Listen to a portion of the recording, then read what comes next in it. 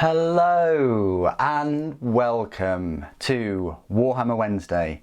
In this week's video I will be reviewing Jenetia Krole from Forge World. She's the Knight Commander of the Silent Sisterhood, Chief Investigatus Militant of the Divisio Astra Telepathica, the Witchbane and the Soulless Queen. Nice lot of titles there. Anyway, this model, Jenetia, will cost you £36 from Forge World. I am aware that there have been a few price hikes because they've got away, they've got rid of the currency kind of converter kind of thing. So now prices for their products will appear in your own currency. You don't have to do any converting and things like that. And I completely understand the feelings of the community right now and the poor way that Games Workshop and Forge World have handled this whole thing. But that being said, you know, I'm still going to review this this model, and if you still feel strongly about not getting it because of the price hikes or because of their business practices, then you know, that's your choice. I bought this before all of that, and I still want to do a review for you and showcase the model, and I still want to do all the rules. That being said, try not to take the existence of this review as kind of support for, you know, business practices and prices and things like that. The existence of this review is purely because this is my hobby. I like to do the YouTube and the channel and the reviews and things, and also this hobby itself is my passion. I think through all of my 1,000 or so videos that comes across through the camera. But anyway, let's have a look at the model. She is a very, very detailed model. Hopefully the lighting is okay for you people. At the moment I haven't got the light on. I think there's sufficient light in this room now, but yeah, lots of detail going on. Let's zoom in. Very fiddly parts, like a lot of the Sisters of Silence models. The base is fantastic. I really like this large base. I think it's a 32mm. I think it's like the Primaris base size, if that helps. I'll be doing some size comparisons in a moment. So yeah, she would stand heads and shoulders above all of your other Sisters of Silence. She's the main lady in the Horus Heresy range for the Sisters. As I say, fiddly parts all over the place. You just got to be really careful. I'll probably say the stiletto or the dagger was pretty tricky. So were the purity seals. And the hair, just to get the chip out of the hair and smooth the hair strands off. But really impressive model. Lots of detail, definitely stands out. Even if you just wanted to use her as kind of like a, you know, one of the standout Sisters models for your, you know, normal army or whatnot. So really impressed. Let's have a look at her spare parts. You don't get too many, you just get 3 if you kit her out like this. So I've put her with her kind of face mask grill kind of thing, armour there, but you can have her au naturel if you really want. Very elongated face, very smooth, and all the rest of it. And then you've got a different hair piece, which I think does go into that head, and then another strand of hair kind of thing that goes in there. So not many spare parts at all, but it does give you the option of having her, you know, without that face guard on. So let's have a look at some of the size comparisons. So I've got a couple of Space Marines here. I'm just going to do them with Space Marines. So compared to a Primaris, as you can see, she does actually stand a fair bit taller than Primaris, mainly because she's on that base.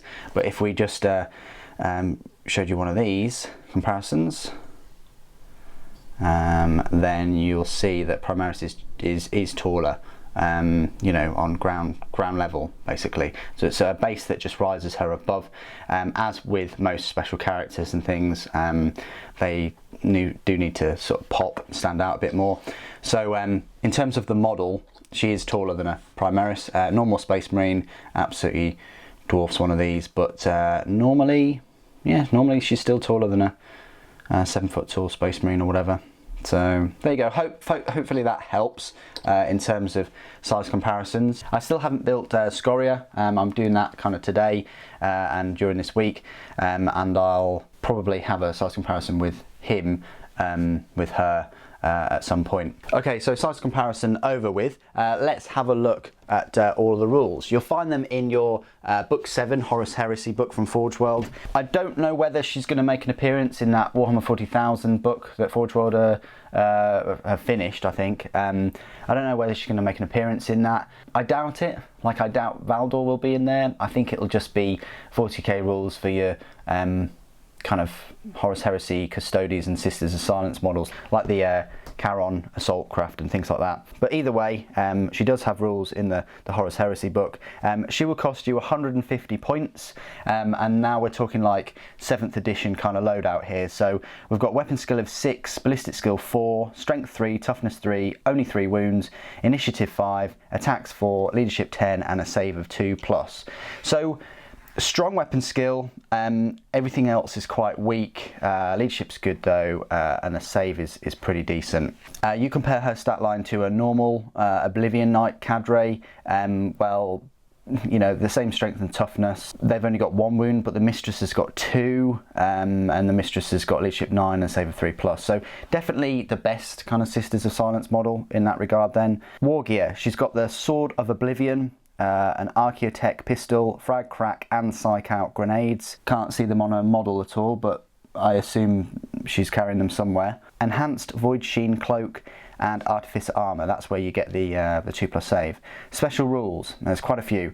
Psychic Anathema, Ex Oblivio, Fanatic Discipline, Precision Strikes, Rage, Preferred Enemy, that's characters and psychers, Company Cadre, select one option, and then it gives you an example to page 248. Independent character, Raptor Guard, Cadre, Eternal Warrior, Warlord trait. If she's the army's warlord, she has the Laurels of Victory trait rather than rolling randomly. So there you go. So, special rules then, the war gear in particular, the Sword of Oblivion sounds pretty decent, and it looks pretty cool too on her model.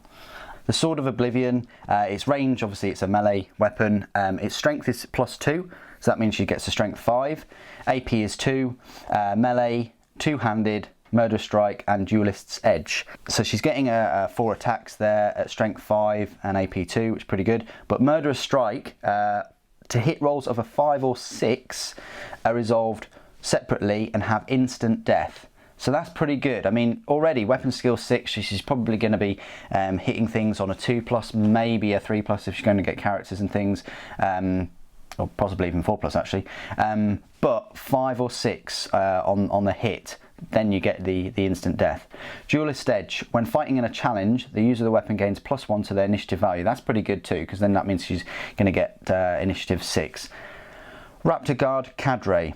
If Jenetia Krole is part of a detachment, then a single Oblivion Knight Cadre in the same detachment may be upgraded to her Raptor Guard.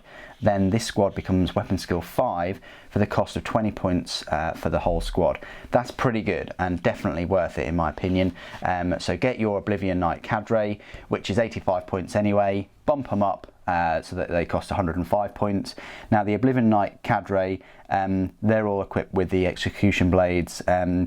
The Mistress can have a Power Axe or a Proteus Neuro Lash if she wants, and you can also give them all Power Axes instead of the Execution Blades. Obviously the plastic kit, you can have them all equipped with Execution Blades, but I don't know about the Power Axes. I don't know if there's any parts and things available for the Raptor Cadre.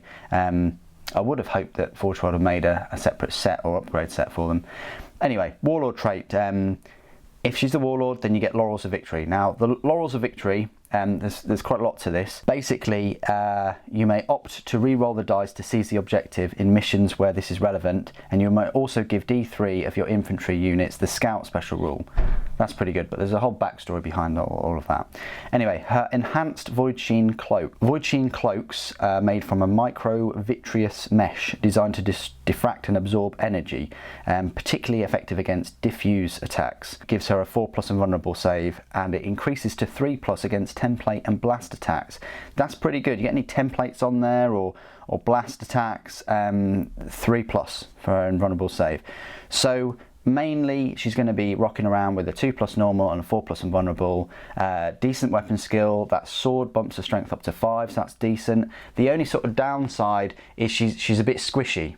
She's squishy in the sense that toughness 3 and only 3 wounds, so you're going to be able to strip away those wounds possibly with a lot of shots. That's why it's best to have her in a Raptor Guard Cadre, possibly riding around in a Charon pattern Acquisitor as well, which can carry 12 models.